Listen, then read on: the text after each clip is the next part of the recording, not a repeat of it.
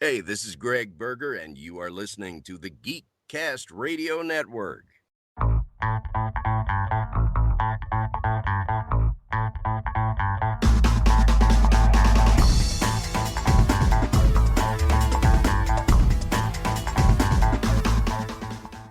Hello and welcome to another episode of the Cinema Geeks. I am one of your geeks, Optimus Solo.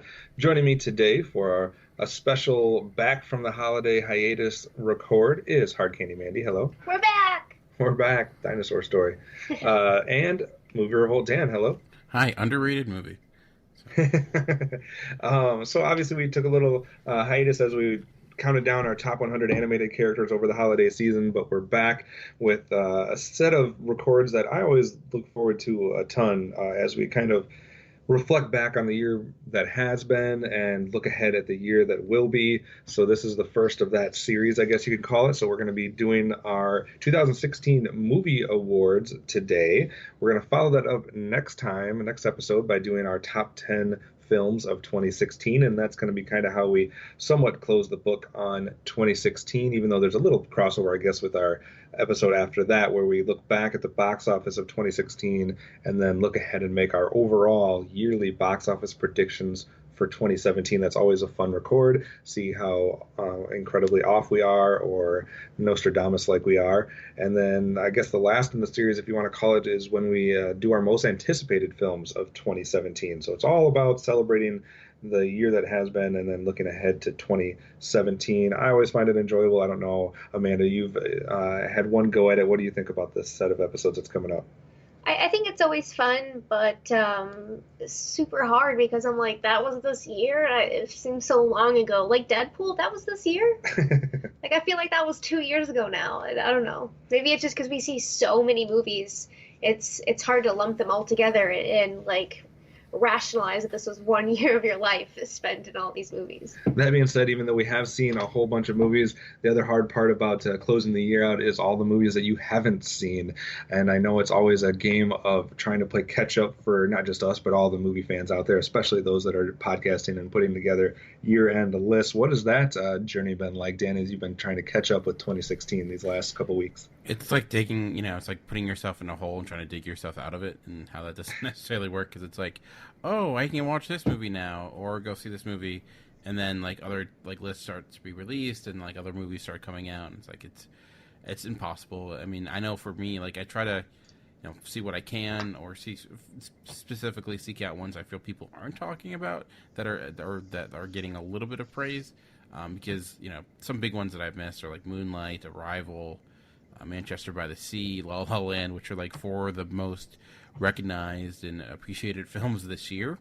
So people might be like, why aren't these on your list? It's because unfortunately I have not seen them.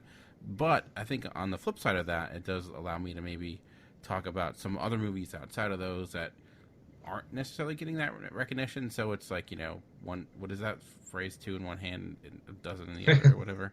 But so yeah, it's challenging, because I was looking at 2015 movies and realizing there's still a lot I haven't caught up with, and it's a year later. So it's like, it's never ending. It is hard. It's like if you don't, especially when you're talking about going like back to the year before, like if you don't catch them in January or February, then it's all of a sudden you're in the swing for the next year, and it's like no looking back, unless you have some dead spots here and there. I just wanted real quick to mention some of the ones that we haven't seen as well, although Amanda has seen more films than I have, because she has all of the horror films that she can check off her list that I have not seen. But we haven't seen Birth of a Nation, we haven't seen The Accountant, Neon Demon, Handmaiden, Moonlight, Edge of 17, Jackie, Certain Women, Nocturnal Animals, and of course the ones that haven't been released for most people yet, Silence, When a Monster Calls, and The Founder. Obviously, most of us have not seen those films yet. Those we get to get into the debate like we did last year with a couple films on what year they qualify for, because I think like specifically The Founder was released in like one theater in Los Angeles in December, so that it would be eligible for Oscars, and that was it. So like, so it's kind of tricky when they hold those wide releases, especially to the first couple of weeks of January. But we've seen a good deal though, so hopefully we can highlight a few of those films in our movie awards this year. And if you guys haven't heard one of these episodes before, basically what we do is we come up with our own categories. We try to be creative. We try to be fun. We try to include some of the standards, I guess, along the way. And we each just had independently came up with our own categories and our own winners. Most of the time, or some of the time, it'll only be one film or one winner. And then sometimes we'll have some runners up or some honorable mentions or top threes or things like that. So it should be fun. We don't know what to expect from each other's lists. The only thing that we've gone over prior to the record is our individual categories, what they are, just so we knew how much crossover there would be. And there actually was only one category that all three of us decided to include. So we're going to start with that. It's also a good way, as Dan said off air, to kind of start with the negative, so we can get that out of the way right from the beginning. So I think we're going to start off by going over our biggest letdowns or biggest disappointments when it came to film in 2016. And I know that seems like we're maybe picking at the low-hanging fruit here, because according to a lot of people, 2016 was full of disappointments, but we'll highlight the ones we were most disappointed in. Amanda, ladies first, what was your letdown or your winner, I guess, for this award? Can I do my top three? Sure. Biggest letdowns. Let's do number 3 first. That was Midnight Special. Seeing the previews and seeing who was going to be a part of that really had me stoked, and I was about it, you guys. But when we saw it, it was just not there. Not a good time for me. Number 2, Assassin's Creed, kind of a recent watch for us. I was also stoked for this because of the people who are going to be in it, the subject matter, but definitely skeptical because video game series, it's not always a good thing to bring video games to the big screen, and that definitely, followed suit here. My number one biggest disappointment, because I was reading the books, trying to get them all read so I could go watch this movie and super appreciate all the details and have a ton of fun and be a little weirded out at the same time. I love the vibe, and that was Mrs. Peregrine's Home for Peculiar Children. And that it fell super flat, and I was crazy disappointed, and I didn't even finish the last book because I was just so mad. All right. Some big disappointments there for you. A couple of those were on your most anticipated list, I think, when we go back to look at that for 2016. So that's obviously part of it. When it comes to an award like this, I think it's easy, too, to pick out bad movies necessarily, but I don't know if that would qualify for me as being disappointed in them because, I mean, of course, Teenage Mutant Ninja Turtles 2 is a bad movie, but I expected it to be bad. So a movie like that or films like that wouldn't really qualify for me on this list. These are more so films that I actually did get my hopes up for or was anticipating, excited about, etc. So I only have really 2, I think, that probably go to the top of that list. And for me, number 2 would be Jason Bourne. I like that series a lot. I was excited that Matt Damon was coming back and definitely had my hopes up for that one. And I don't know how bad of a movie I would call it, but it was nowhere near what I was hoping we would get out of that film. So Jason Bourne for me is one of them. And then I'm going to agree with Amanda. I was so convinced that Assassin's Creed was going to be the video game film that bucked the trend and that showed us that it could be done right. You have great actors behind it. It's just the type of video game that it has such a rich story to pick from, and they bungled that beyond belief. I mean, I keep telling people, to me, that is equivalent to Lara Croft Tomb Raider for me. Oof, not good. Yeah, it's like where we're gonna choose to have some of the weapons and some of the objects and some of the costuming from the video game, but outside of that, it's just another video game film that doesn't do anything. I mean, and it's sad because Assassin's Creed has a lot to pick from, and I don't quite understand why they chose to go the route they did. So Assassin's Creed, by far, a big disappointment. Dan, we're not the video game curse, in my opinion, lives on, I guess. Have you seen Warcraft? Yeah. Yes. Okay. Oh, then yeah. Also super shitty. That's so shitty. It's not even on the radar because it's not like we were hoping for it. It was just we know this is going to be shit. So I was just curious because I know there were some people who did like that movie. What's better or worse, Assassin's Creed or Warcraft? Oh man, I would say Warcraft just because there was way more cool shit going on, and you say Warcraft was better? Yeah, because you could understand what the hell was going on too, and Yeah, I mean, Warcraft. Assassin's Creed, I don't know who was in charge in the pitching area or coming up with the storyline, but you ask anybody that plays those video games, and the coolest part of Assassin's Creed is going back in time. It's going back into these different historical time periods and exploring that with these assassins. And the movie literally spends probably 80% of its time in present day. So it was just a big misstep. So at least Warcraft, I didn't expect anything. So I guess it was less hard to take for me. What about you? What's your biggest letdown of the year? So I have 6, unfortunately. Some of them Nice. have been already brought up, but so I'll go through this quickly. But starting at number 6 for me is actually an animated film, direct-to-DVD animated film, but still, I have a lot of faith in DC animated films. Usually I do enjoy them, and especially when they're adapting a specific property. But this year, and they adapted one of the most iconic Batman stories ever with Batman: The Killing Joke. But it just ended up being a huge misfire, mostly due to the prologue that they put in place. There's this additional piece that I know got a lot of controversy, and my biggest issue was that wasn't very good, and it just felt like an unnecessary movie at the end of the day that didn't need to be made. So that was, again, not bad, but it just was a little bit of a letdown compared to what I thought it could be. Dan, would you say then that was the wrong choice for me to be the first DC directed DVD movie that I've ever seen? Probably, definitely. I liked a few of the voice performances, but I was asking Amanda all kinds of questions because I was very confused as to what was going on and some different things. I was like, are all of them like this? Yeah, I think a good one. I'm trying to think of what would Batman Year One, because that legitimately is Year One. Under the Red Hood is also to me still one of the best ones, and there's also Dark Knight Returns, but that is best served when you kind of have a better understanding of Batman as a whole. Right. Number what else? 5. Yeah, number 5 for me is, I guess maybe it was my fault for thinking it could possibly be good, but it was so much worse than I could have ever imagined, and that was Independence Day Resurgence. It was I don't go to the theater that much anymore, and this was one movie we actually went to the theater to see with my wife, and it was just so bad. Just the lead actors in that were just made you realize how much you would miss Will Smith. It was so awful. Number 4 is completely on the different spectrum, and it's from a director I really like, and a movie that's actually getting a lot of praise. And it's Certain Women by Kelly Reichardt. And I love Kelly Reichardt's other movies. I love Meek's Cut Off. I really love Night Moves. But this just did not work for me. I'll say the final act, there's kind of split up into 3 separate stories. And oddly, for the first time in my life, Kristen Stewart nearly saved a movie for me. She was one of the best parts of this movie, or her story at least. That was actually quite good. But I just was completely disengaged by this entire film. I felt it was overly meandering, and especially the second act, the second story with Michelle Williams, to me just seemed aimless at times. So it was a huge letdown. Interesting. Overall. So I know that was getting a lot of plays, but it did not work for me. And like I said, this is coming from someone who's liked her other movies a lot. Just didn't have it.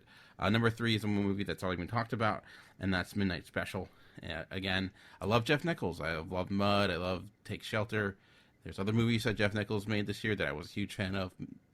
Midnight Special is a movie I would still qualify as a good movie overall. I was just left cold by it, and it was not up to what I hoped for. I thought it could be, a top 10 contender, top 25, and it's nowhere near that. It's just okay in my mind. There are elements of it that are really good, but as a whole, it just left me empty. And I think that's one that ends up on, and I would probably have put that one in the running too. I think that one's one that ends up on these lists, not because it's necessarily a bad film, but just because of the expectations that a lot of people had, us included, going into that one. And it wasn't that it was bad. It just wasn't, I don't know, it just lacked. It wasn't special. It wasn't special. It lacked that something special that yeah, I can totally agree with both of you guys on that. When at the end, there's meant to be this overwhelming a moment of emotion, and this triumphant moment. It was just like, wow, I was left whelmed. I was just I wasn't overwhelmed, not even underwhelmed.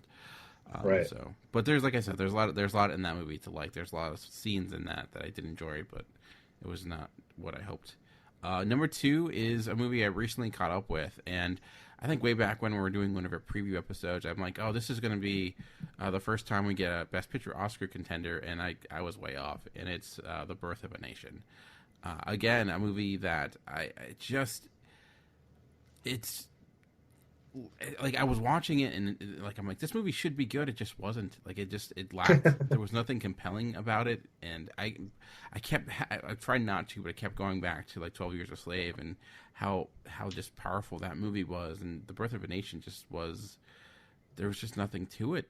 Unfortunately, some directorial choices that were kind of odd, and it was oddly paced, and it just seemed like it didn't do enough to build that story up to what it could have been. So that what I find interesting about that one is there was so much praise early on, but there was little to no praise when it actually went to like wider audiences. Yeah.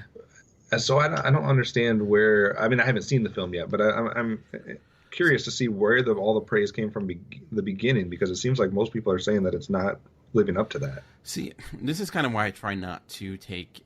I have a rule where when it comes to reviews coming out of movies from festivals and not taking them seriously for a variety of reasons. You know, they're coming from critics who've been watching like 8 movies a day trying to write a review, and I don't think it's the best setting.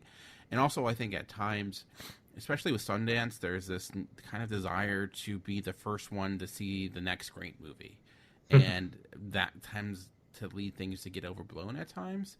You know, sometimes it's legitimate, like trying to think of the movie with the drumming. Whiplash. Whiplash, for example, came out of Sundance, was huge, successful, huge hit, and I loved that movie. This came out of Sundance with a lot of praise, but I think it was unearned.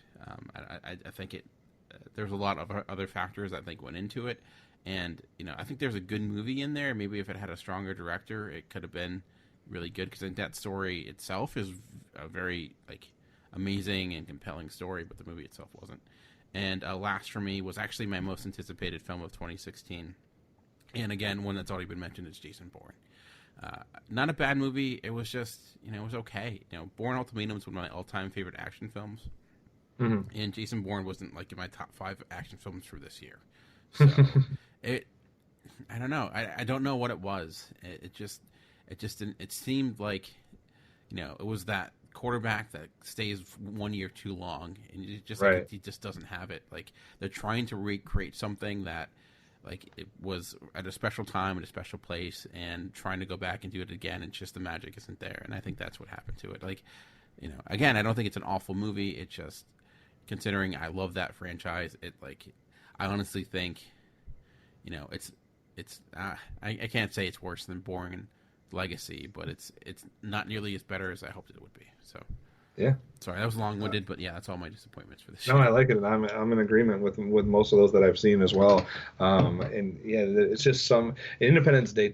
we avoided that one as far as the theater goes, but we did watch it on Blu-ray when it came out, and I think that was another one where even Amanda didn't like it. Yeah, that's something. I think that was another one where we kind of got tricked into the thought process, that it was going to be another one of those remakes that just somehow catches lightning in a bottle and is actually, blows people away. And it obviously did not do that. Amanda, where do you want to go next? What kind of fun category do you have for us?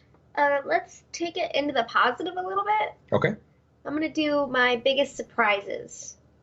I got 3. Okay. Number 3 is Bad Moms.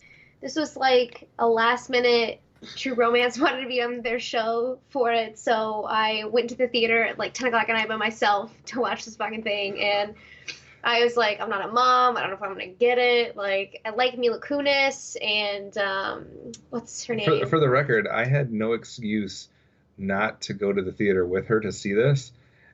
She literally got asked to guest on True Bromance, and I'm like, okay, cool, what show? And she's like, Bad Moms, and I'm like, what? I could not convince myself to go to see that. I told him I wouldn't put him through it. That's how little hope I had for this, and then she comes home raving about it. Yeah, I was sitting in the back of the theater with my freaking popcorn and my slushie and my notepad, dying, fucking laughing. It was hilarious. I had a lot of fun with it. On a rewatch, some of it was still pretty funny, but I think a few things kind of lost the sparkle. But definitely still funny flick. Number 2 was Deepwater Horizon. I did not think that I was really gonna like this. I thought it was gonna be boring and, kind of tragic, but it really, like, it put me through something very emotional, and like not even like took me on a journey or anything, but like I felt like worn out when I got out of there, because I felt like I was like going through this situation with them, and like it just did a really awesome job of like putting you in the shit that they were in, and I felt like I felt like I climbed Everest with them or something. Like, it was crazy that, the emotional intensity that you went through with this. And my number 1 is Hunt for the Wilder People. I had very little hope that I would like this, but it was just a fun, quirky, offbeat thing that had a lot of heart behind it, and I had a lot of fun with it. It was kind of long at some point, but I still felt myself compelled to keep watching the story unfold. Like, it was just awesome. And I'm surprised you weren't more game for that after What We Do in the Shadows. What We Did in the Shadows, yeah. I mean, that's probably why I liked it, but it was definitely a pleasant surprise for me. All right. Excellent choices there for surprising. I'm gonna skip past my surprising moments because I don't want to reveal my hand too much when it comes to next week's episode. So I'm gonna pick something completely different. I'm gonna go with the best movie villain of the year. I think it's a fun kind of category to think about, especially with the number of comic book films, and they all oftentimes kind of get critiqued for not villains, so not just comic book films, but see what else we had to offer throughout the year. And the 2 of the best villains that I saw this year came out early on, and I don't know if it's a factor of just the actor that was portraying these individuals, and well, with our movie awards, but I still am stuck on these 2 guys' performances as being part of the reason why these movies resonated so much for me. So I'm gonna they're not the winners, but I'll give a shout out to John Goodman in 10 Cloverfield Lane. I think his performance was amazing in that film, and Patrick Stewart in Green Room. I think both of them made for some interesting casting as far as a bad guy goes, and I think they really worked well in those films. When it comes to comic book films, I'd also like to give a quick shout out to Mads Mikkelsen in Doctor Strange. I'm not saying I'm in love with that film at all. I think there are some issues there for sure, but I did like Mads Mikkelsen as a villain. I think he had a cool look. I think he did a good job with what he had to work with. So I enjoyed him in the realm of comic book villains. But come on, can I have any other winner? We've been waiting a long time to see some more Darth Vader in actual big screen in full form. So I got to give Darth Vader the villain of the year. Also has one of the best scenes of the year when it comes to action or just plain old badassery. So Darth Vader would win for my villain of the year. Dan? Interesting. Yeah, I was actually, when you said that, I'm thinking back to other movies with villains, but there weren't huge to choose from, but you did have good choices there. So I'm also going to go in a different direction completely by talking about documentaries. Right. Some of my favorite documentaries, and I'll try to be quick with this.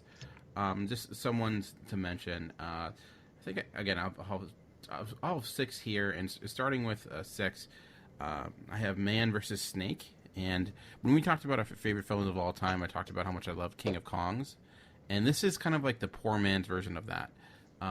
It's kind of a similar story. It actually has a lot of the same people that were in King of Kongs show up here, and it's basically about this guy. This guy trying to reset or set again the world record for Nibbler, and it's just this 30-some schlubbing guy who did it once when he was a teenager and then hasn't really done much since. So it's not as good as King of Kongs, but it's a little bit fascinating, and it's if you enjoyed that, I think you would enjoy this. It's a very similar set up to that film. It's just this guy and his love of it, especially if you're a fan of like arcade games of the 80s, and it's currently streaming on Netflix. The next one is number 5 is Weiner, the documentary about Anthony Weiner, the disgraced politician who seems to be disgraced every other month again for some other reason.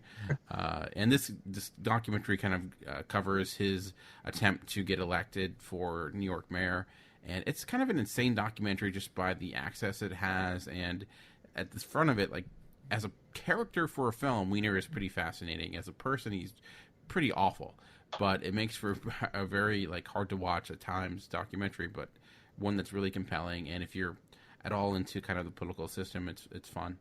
Number 4 is, again, kind of New York related, The Witness, again, streaming on Netflix, about the story of that took place in the 1960s of a woman who was apparently killed, and all these people witnessed it happen when no one said anything.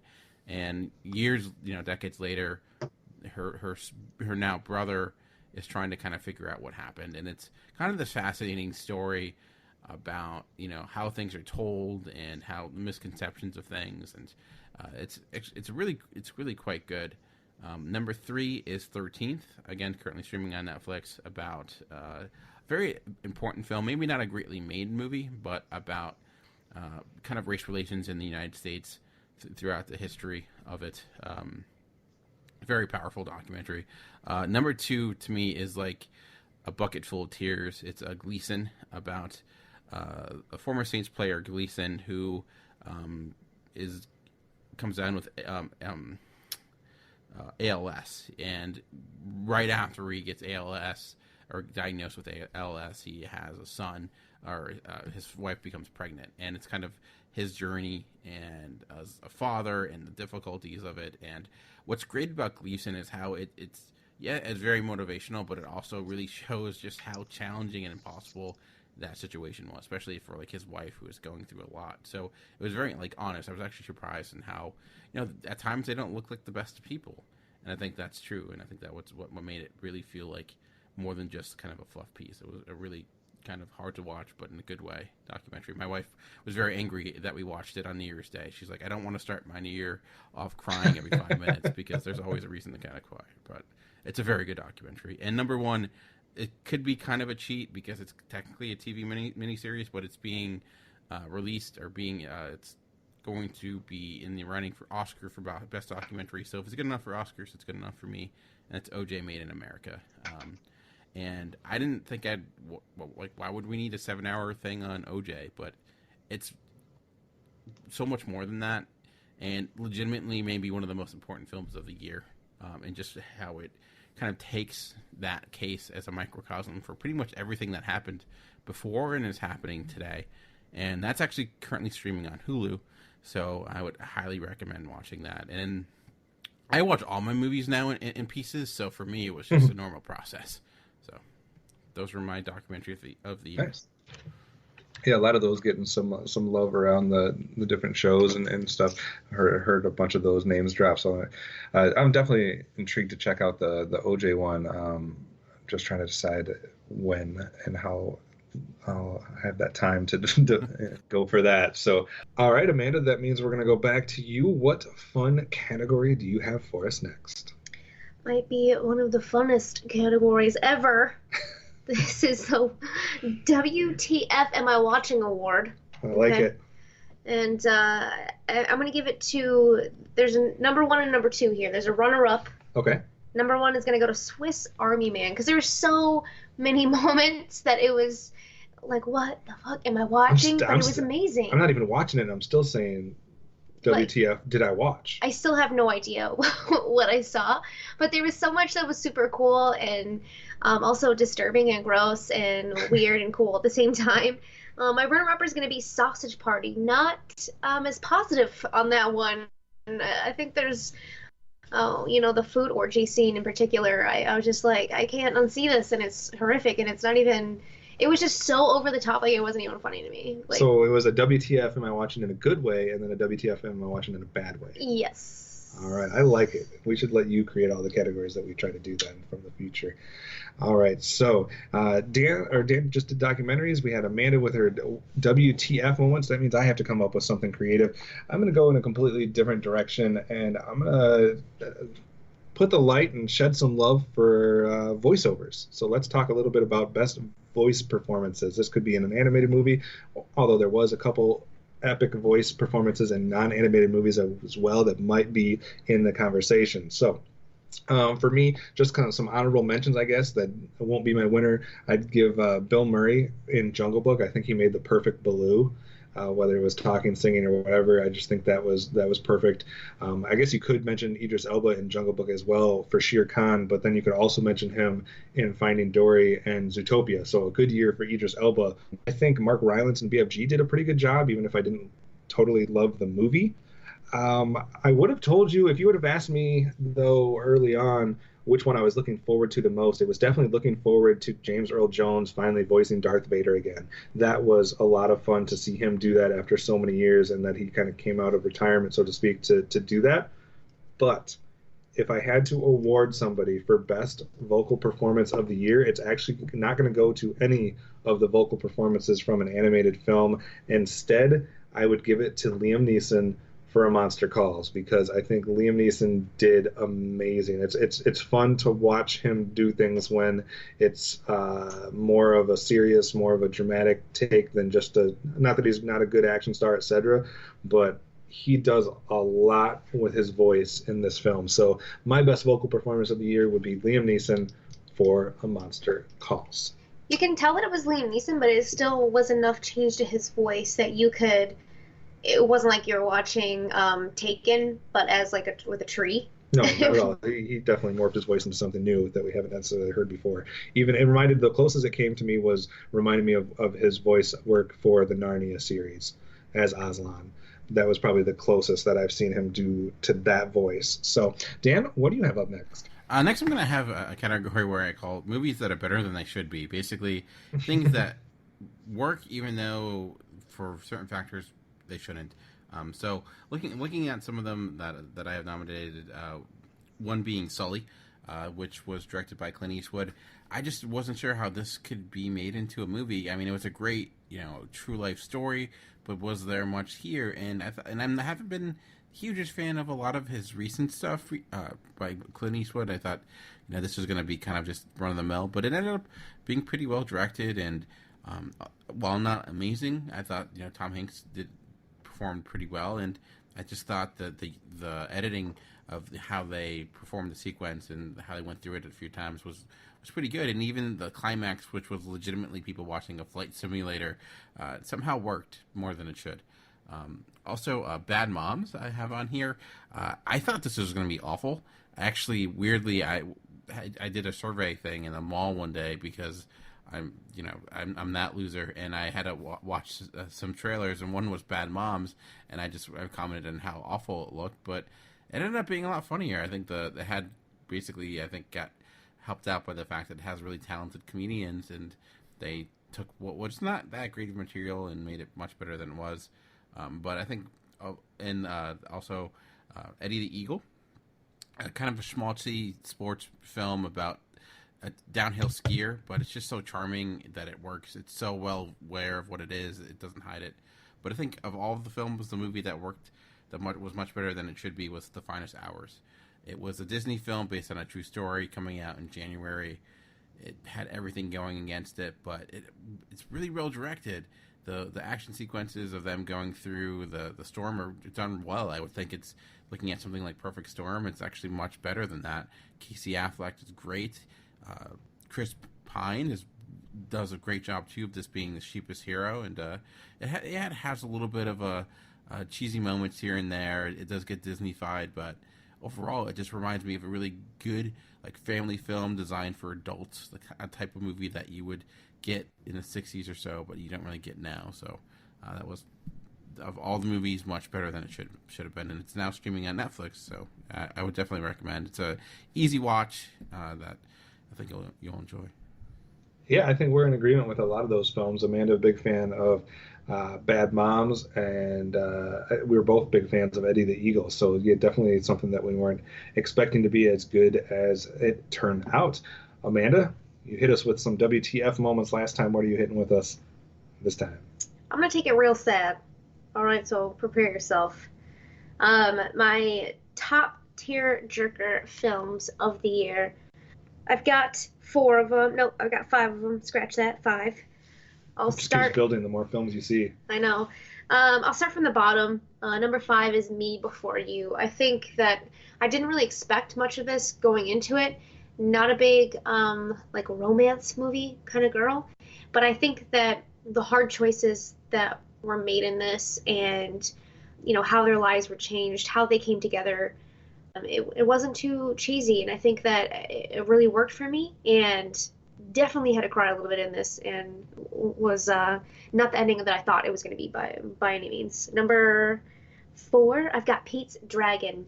I bawled my freaking eyes out this entire movie. Oh my gosh. I felt so bad for Elliot, and I felt super bad for Pete. And I think that I don't think that I even knew what to expect going into this. I didn't expect it to be as heartbreaking as it was. And I kept like picturing my pets as Elliot, and like his expression and everything works so well. I mean, he doesn't talk, but you feel so much of what he's feeling. And Pete, you just, the struggle that this kid goes through is unbelievable. And I was not expecting to be a snotty mess through this entire thing, but I was. Um, Most of the other ones you went in knowing you were going to be a snotty mess. That one you were not prepared. yeah, super unexpected. That I did not prepare myself enough for that. But number 3, I've got Allied. I didn't expect to cry as much in this one as I did. I thought it was going to be more of like a thriller kind of thing. But the love that they have and the love that they build and the family that they have, and the decisions that they're forced to make and the suspense throughout, not knowing, nothing was really black and white in this. See, there wasn't like a clear-cut good guy and a bad guy, even though you kind of knew, where people stood. For the most part, there were some twists and things that you didn't really see coming, and the decisions that they had to make were really heartbreaking. And the fact that if it hadn't been wartime, all of this would have been different for them, is really, it really tugs on your heart. And I knew that there was going to be some level of tragedy in it, but nothing like what we got there. So I felt for them and their story. Number 2, I've got The Light Between Oceans. This is another movie where, the decisions that these characters make weigh heavily on their lives, and it really weighs heavy on your emotion because you're going through all this stuff with them, it feels like. And the choices that you have to make for family, for what you love, to keep what's important to you and to protect things that you might need to do some bad stuff to protect, they're all super hard decisions, just like Allied. And I felt for everybody. There's so many aspects, character-wise, for you to be pulled in all these directions and feel what these people are feeling, and try to decide if you would make that same kind of decision making. And it's like nearly impossible to figure out where you stand in some of these situations. So that was another one that just, oh my God, I knew that was going to be sad, but I bawled. But number 1, definitely was not prepared for the level of tragedy that was in this movie. I really didn't think I was going to like it going into it, to be honest. From just seeing the trailers, there was nothing super standoutish to me, but I was down to go see it. And my preconceived notions were pretty quickly blown out of the water, because you see Casey Affleck's transformation in this based on things that happened to him in his life, and you see him one way in the beginning, and I was totally confused because you kind of learn about his story and flashback things, flashback scenes, and I was like, I didn't understand at first why you're seeing him in such a different, personality, and he was just a completely different person in the beginning. And then as you learn more and more, it all really makes sense. And oh my God, I couldn't even imagine. Like, I think the last time we were talking about this, I was like bawling just talking about it. So I'm gonna try to keep my composure this time. But it's hard to think about it. It's one of those movies that have stayed with me since, and it's been weeks since we've seen this movie, and I'll still catch myself thinking about it, and will start crying. I'll be like sitting in my car by myself thinking about this movie, and I'll start crying. Like, it's something that really sticks with you, and it's the level of tragedy, like I said, was completely unexpected, and it broke me down in a lot of pieces, and I'm still trying to pick them back up after seeing that. Definitely a lot of emotional films this year, especially the latter half of the year. I think we've seen 3 theaters visits in a row where there's been tissues needed. So, and the last one, I made the mistake of, we didn't have like popcorn or anything, and so there was no napkins. So I was just like like my sleeve was just what I had to use. It was nasty, but I had to make do. All right, Dan, what category do you have next for your movie awards?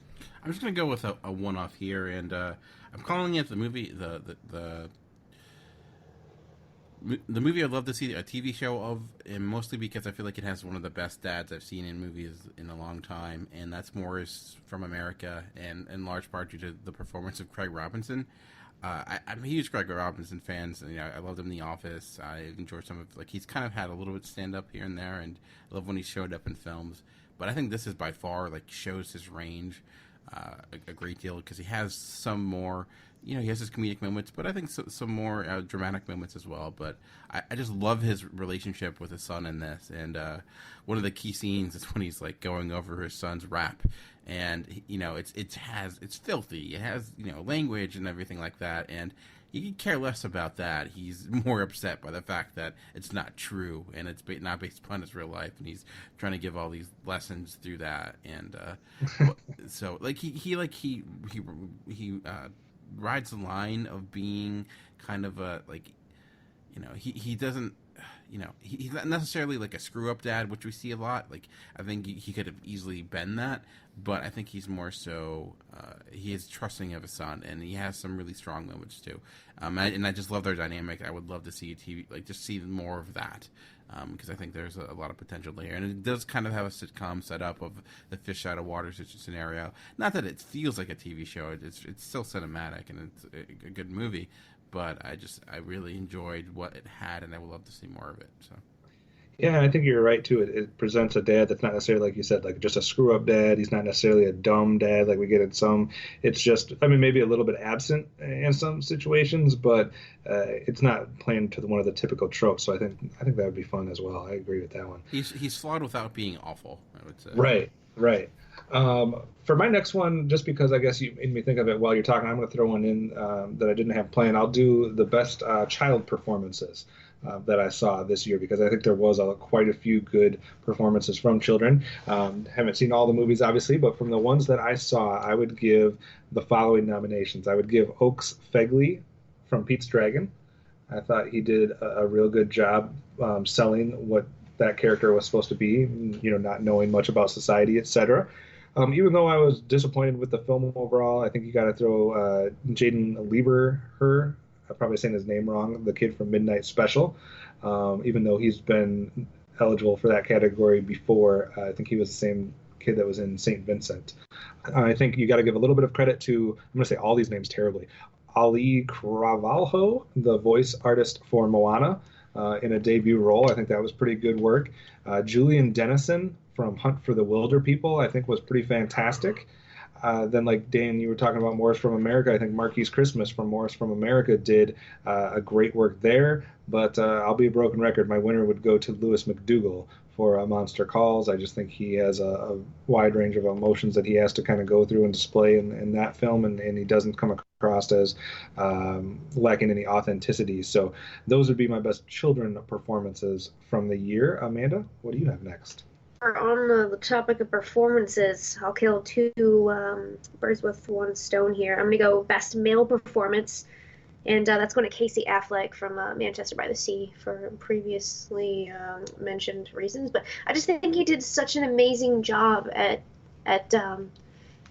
in just portraying this broken man and showing us these emotions in only the way that his character really knew how. And it was such an emotional performance, and it totally blew me away. And I definitely see him in a completely different light as an actor now. My best female performance is going to go to Emily Blunt for Girl on the Train. I think that was also another one that she did an amazing job taking us on this, emotional ride with her, and through all of her confusion and her struggles, and I totally vested in the character as well. All right. Good stuff on the performance level there, continuing that string. Dan, what do you have next for your next movie award? Well, I'll kind of tie on to performances, but more so, not necessarily performances, but it ties into that. And my award for Best Ensemble Cast or Best Use of Characters, and that goes to Don't Think Twice, Mike Birbiglia's movie from this past year. I just don't think there's a movie that had more complete. There's seven, eight characters in this, all of which feel rather, complete, and all have their moments, all have progression throughout the film, some more than others, but for this being Michael Biglia's second film, I was impressed just by how much he stepped up his game as a director, being able to handle all this. And it's hard to even say like who is the lead actor or actress. It's really well balanced, and I think that's a really hard thing to kind of nail down. And when you have this many moving pieces, so I think it's overall that like I thought Don't Think Twice was just going to be this kind of a screwball comedy type of thing, but it was much more than that. And I think it's one of 2016's most endearing films. So. Nice. I like that. We haven't seen that one yet. We got to add that to the list of stuff to see, because I've heard that come up quite a few times in some of these year-end shows, especially when it came to ensembles and dialogue, writing, so that type of stuff. So definitely a good choice there. For my next pick, I'm going to go to something a little bit fun here. Another preview of some of the movie blogs that will be out on the site, something that you'll see there with our series of kind of 2016 wrap-up. One of my blogs on the site will be kind of miscellaneous movie awards, and this is the type of stuff I'm talking about here with best couple or relationship between characters. A lot of times you can see some romantic couples being put on here. This year I seem to side more with just relationships between the two on more of a friendship level, I think was kind of the theme here, and some dynamics between them. So I guess we've been mentioning this movie a lot, but Pete and Elliot from Pete's Dragon, I think that's an endearing relationship. That is why that movie worked and why it was making people like Amanda sob a little bit. Not getting much love, I guess, outside of a few people I've heard here and there, but Pete's Dragon definitely a movie that ended up being better than I thought it was going to be. How about Cheer? I'm going to say these names wrong as well, even though I'm a huge Star Wars fan. But Chirrut Imwe and Baze Malbus from Rogue One, a Star Wars story. I thought they were an interesting dynamic there, at how much they had each other's back, and I think it kind of has some emotional resonance too towards the end of the film. Uncle Heck and Ricky from Hunt for the Wilder People. I thought that was a fun relationship between an older mentor type, I guess, grumpy old man and the young kid. Goodnight Robichaux and Billy Rocks from Magnificent Seven. I guess in the same way that the Star Wars pair there. They two guys that kind of really had some history together, had each other's back, and it made for some fun moments in that film too, and a little bit more emotional resonance here too. From Sully, Chesley Sullenberger and Jeff Skiles, the pilot and the co-pilot. I thought that was a fun dynamic between the two. Again, I guess a lot of these about having each other's back was a kind of prevailing theme across movies in 2016, because it's going to fit with this next group as well. I think this group makes it on here for some of the comedic moments as well, but I'm going to give Marcus Hamilton and Alberto Parker from Hell or High Water, the two police officers, Jeff Bridges and I can't remember who's playing Alberto Parker, the name of him off the top of my head, but I thought they had a fun relationship that was both comedic and dramatic at the same time. But my winner would be Jackson Healy and Holland March from Nice Guys, Ryan Gosling and Russell Crowe, because even for people that didn't like that film, I don't think you could deny the dynamic that those two individuals had. And it was fun to see them carry that dynamic on in all of their publicity appearances, late night appearances as well, because they definitely stayed in character for a lot of that. So I thought that was a fun relationship as well. Amanda, what's your next category? I'm going to dedicate this one to Barry from The True Romance. That's my biggest LOL moment of the year. That means literally laughing out loud, you guys. That's what that means? No, I'm talking about just not like a text LOL. Like I was guffawing. Audible. Yeah, I was. And let me tell you guys, when she starts laughing in public, watch out. It can cause a scene. It's awful. I have a horrible laugh, and it just, I can't control it. But the opening scene of The Boss, Melissa McCarthy flying in on a freaking gilded phoenix with flames, T-Pain singing, backup dancers. I lost my ever-loving mind in that theater. Normally I try not to laugh in the theater because it's so freaking awful, but I could not help it. I was sitting in the back row just losing my shit back there. I couldn't help it. It was like right out of the gate. Wasn't expecting something like that. She's dancing around the stage, and I was just loving every minute of it. We're at this theater seeing a Melissa McCarthy film, and Amanda's laughing before the movie even starts. Oh man, I wasn't laughing before it started, but as it started, I definitely got it. Before the title came up, you were already laughing. No, I wasn't. All right, was that the only one? My biggest LOL. Okay, biggest LOL moment. All right, Dan, what do you got? Well, we're in a world where movies are released in a lot of different ways, not just in theaters. So I wanted to kind of put an award for best release on VOD or Netflix or what have you. Nice. Movie that was not kind of released wide first. And I'm going to go with The Little Prince, the animated film that came out on Netflix. Like, Great pick. I waited way too long to watch this, and I finally sat down and saw it, and I was majorly impressed by first the animation. I think the poster, because I didn't watch the trailer, poster had me thinking it was all stop motion animation. Not that I dislike that, but I just love. There's a great blending of different styles with this. The imagination is amazing. I thought this was like a Roald Dahl book. It is based on a book, but it felt like the best Roald Dahl movie adaptation ever made, though it's from another author. And the voice work is really stellar as well. So I think it's a really being underappreciated, similar to Beasts of No Nation. And probably won't be nominated for Best Animated Oscar because of that, which I think is a shame because I felt like in a year of really strong animated films, it was one of the best. I think Amanda and I both had this as our number 2 animated film on the year, and I wish it would have got a bigger release or some more fanfare because I was just thinking the same thing as you were talking, and then you said the words. I think this is criminally underappreciated. I think The Little Prince was an excellent watch, and if you have not seen that yet and you're a movie fan or an animation fan, you need to go check it out because I think it would quickly fly to the tops of your rankings along with the likes of maybe 1 or 2 other films that came out that you probably already know about because they had big releases, but I like that one a lot. Little Prince deserves more attention. Well, let me go with something that's fairly obvious, but let's just highlight the I know we did a lot of negative and disappointing films at the beginning, but I think one reason why 2016 is getting such a bad rap is because of the blockbusters, and I think a lot of the blockbusters these days tend to be sequels. So let me just real quick give out the worst sequel award. All right, and there's a few nominees that could be in the running for this, depending on how you would line it up. So worst sequel.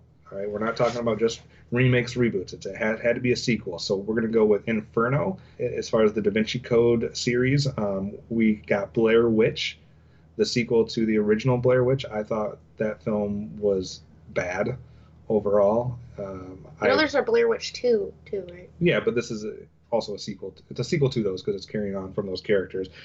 Jason Bourne, which we already talked about. How about Huntsman, The Winter's War? Not a good sequel there.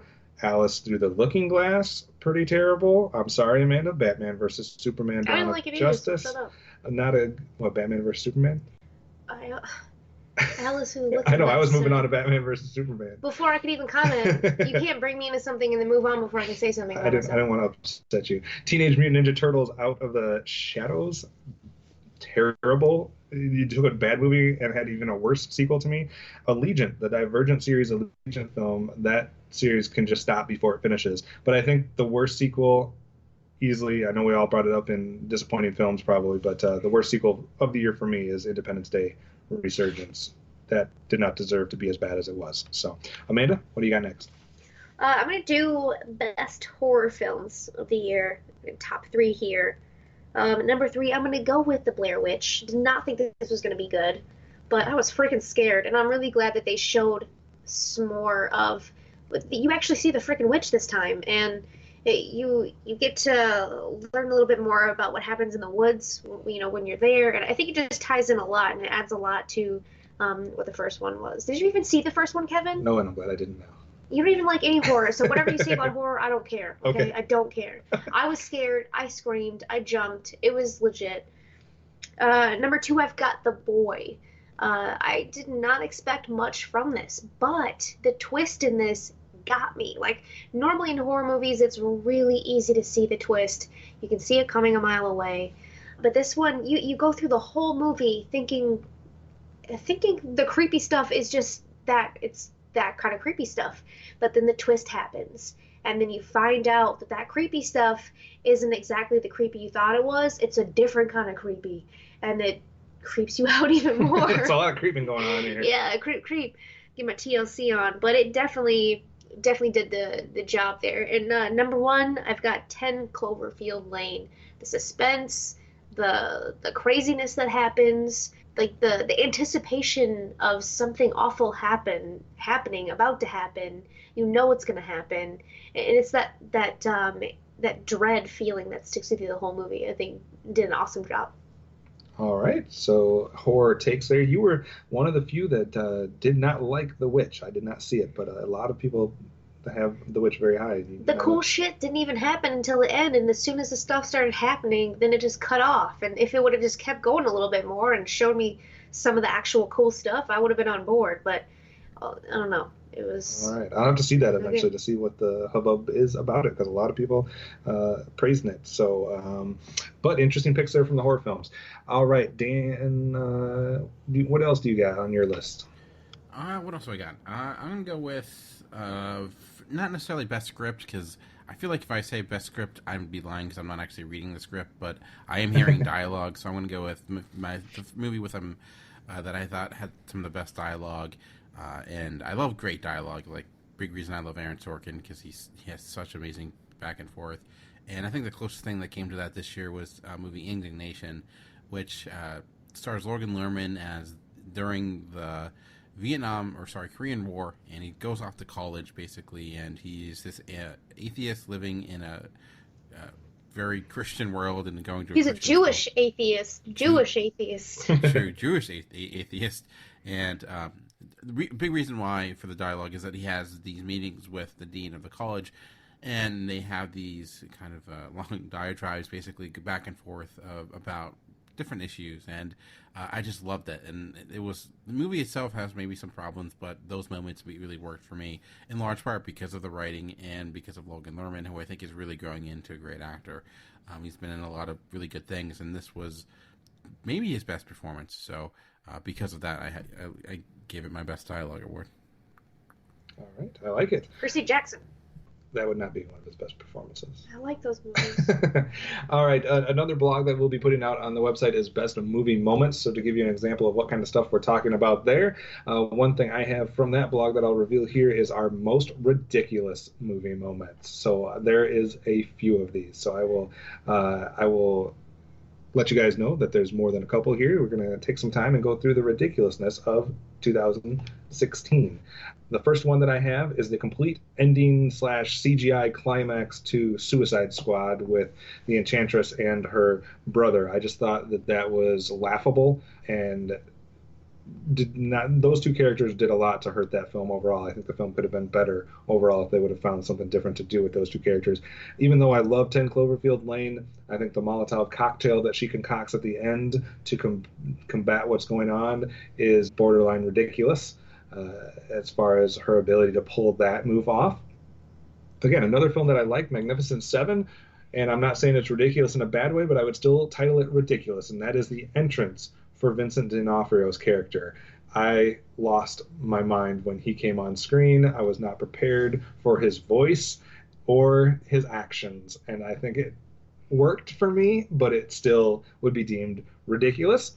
Hacksaw Ridge, a movie that was good but definitely had some problems, and one of the main problems is when the lead character there pulls off the combination of not only using another body as a human shield as he makes his way through the battlefield, but then he does like a roundhouse kick, and then he slaps a grenade out of midair with his hand and diverts it into another direction. And that was laughable as well. Amanda, you mentioned Swiss Army Man being a WTF movie. WTF moment from that movie was when the Swiss Army Man becomes a human compass, and one body part is directing them into where they need to go. So I thought that was something I was not prepared for during that movie. How could you be prepared for that? You can't. How about Don't Breathe? Let's just say the title, and let's say Turkey Baster, and let's move on, because that's something you can't unsee. We also had the food orgy. Sausage part was not necessary at all. I did not like that movie, and I did not need to see the food orgy. Brothers Grimsby will say the term elephant vagina, and how ridiculous it was to see how that was incorporated into that film. But the winner, there can be no other. The most ridiculous film moment of 2016, we'll just call it the Martha moment from Batman versus Superman. So those were my most ridiculous movie moments from 2016. Amanda, what do you have next? Well, since you knocked off my next awesome category, most cringeworthy, What did you have for most cringeworthy? the scene from Don't Breathe. It is a bad one. Did you have anything else? No, that it is one award. It is cringeworthy, that is for sure. I guess I'll go with my favorite character of the year, and that's Holton, as played by Kate McKinnon from Ghostbusters. She is my spirit animal. Pretty sure I want to be best friends with her. I want to go invent some stuff and eat some Pringles and blow crap up in an alley. Like, I just feel like we need to be best buds forever. Highlight of that film for sure. Yeah. Dan, do you have any movie awards that you have not given out yet? Yeah, I have basically what I would call hidden gems of 2016, movies that I feel like are not getting a lot of attention, or definitely not getting awards attention. The first is one that was also, I think it had some festival releases, but did not actually get a wide release. Was released to Netflix, and I think is on their Netflix original property banner. It's The Fundamentals of Caring, starring Paul Rudd, and it's cliche. It's basically he plays this in-home nurse for a person with disabilities, and it has a lot of the things you would expect, but also as Paul Rudd, it's very endearing. I do love their relationship, and you talked about really great backs and forths, and they had one of my favorites from last year, Band of Robbers, which is like a modernized version of Huck Finn and Tom Sawyer, where you have individuals basically trying to rob a bank. It's enjoyable. It's not all that amazing, but it has some really good moments. Kill Your Friends, mainly due to the performance of sorry, I forgot his name. Nicholas Hoult. Jeez, yeah, Nicholas Hoult, who's been killing it lately. He's had some of the best moments in some of the big films like Mad Max last year, and I thought he was great in Kill Your Friends. It's kind of like a music version of Leonardo DiCaprio in Wolf of Wall Street. And another movie called Dark Horse, the Dark Horse, which I guess technically was released in New Zealand into 2014 and 2015, but didn't really come around here to 2016. Again, has some cliche moments. It's about a guy played by Cliff Curtis who's bipolar, but also a chess genius who teams up with this chess team that is working in the inner city to kind of get them into competitions and things like that. But I just thought the performance of Cliff Curtis was phenomenal, and a big part of that movie. And I watched it, I think, at a good time where I just needed something to feel good. But I also have two other films that would rank into this, and those are going to be my top 10. So if you want to see what those two are, you can listen next week when we give our actual top 10 list. So. I like it, the plug for next week's episode. Amanda, let's go right back to you, though, because I know you had a few more categories on your list, and I'm almost tapped out with the movie awards I want to reveal at this point. So what else do you have? I could probably wrap it up with most upset I didn't catch. Okay, biggest regrets. Don't judge me. Jack Reacher, Never Go Back. I still think it would have produced dope and a lot of action that I want to see. I don't know if you want to watch that, though, from what I've heard. I don't agree with that, because I'm going to see it, and I'm going to love it, and you guys can shove it. And then my next selection for the most upset I didn't catch, and that's Ouija, Origin of Evil. The first one was super creepy and kind of a crap movie, but was okay. Okay, I mean, if we're talking about horror, and you can't be too picky, all right? And Ouija, Origin of Evil, I think looked even scarier. Nice. Another blog that is already out on the website is the genre awards that we do every year. And what we do there is we grab different genres and give an award to each film that we think was the best representation of that genre. So if that sounds like something interesting, please go to the website and you can see all the different ones there. I'll give you one example out of those. For example, one of the categories is the best biopic that we've done a couple different times. And this year I gave that to Sully. the movie about Chesley Sullenberger. And I think that was the best example out of biopics. A lot of times biopics fall into some certain traps and have some common missteps, but I think that one was one of the best ones we got this year. So if you want to see the other genres included and what films were awarded for things like Best Western, Best Science Fiction, Best Fantasy, then definitely go to the website and check out which movies as well as the honorable mentions. And it also gives the history of other films in previous years that have won those awards. Dan, anything left that you'd like to highlight or give out for this year? I'll just say favorite soundtrack of the year, which is a movie I think that's getting a lot of talk throughout, but from a lot of lists, deservingly so. One movie I felt bad that didn't make my top 10, but I do love its music, and even though I'm not a big fan of that type of music, in Sing Street, it's such a feel-good movie, and a lot of that is due to the music, and it's just great. You Drive It Like You Stole It, and the other songs that, like, again, I don't like that type of music typically, but it works really well in the movie, so I just, it's catchy. Yeah, a lot of fun musical moments throughout 2016, whether it was a musical or even some of the big blockbuster type films, whether you talk about the trailer for Suicide Squad or Star Trek Beyond or in some of the animated movies. There's a lot of good music moments in 2016 that you could highlight, but a lot of people point to Sing Street as one of the brightest of those highlights. So that will probably do it for our movie awards for 2016. A lot of fun stuff there. Like I said, if those are things that interest you, we'll have a series of blogs that'll kind of go along with that, with our genre awards, our movie moments, and our miscellaneous movie awards. But the big deal is what's coming next week when we reveal our top 10 films of 2016. So we've been watching films all year long to finally get to our top 10, and that will be revealed. We'll see how much crossover it is and which film reigns supreme at the top of our list for Amanda, Dan, and myself. Until then, please go to the website geekcastradio.com, find the episode post, and comment there. We'll definitely reply to any comments you make there. If you have more questions or thoughts that you want to provide to us either as a show or individually, the best way to do that is Twitter. The show Twitter handle is at Cinema Geekcast. But if you want to get a hold of any of the individual Cinema Geeks, you can do that by following Amanda. And what is your Twitter? At Hard Candy Mandy, eyes, no lies. Or you can comment Dan directly by tweeting to Dan. At Movie Revolt. Or myself by tweeting at Optimus Solo. So until next week, we hope you're prepared as we reveal our top 10 films of 2016. See you next week.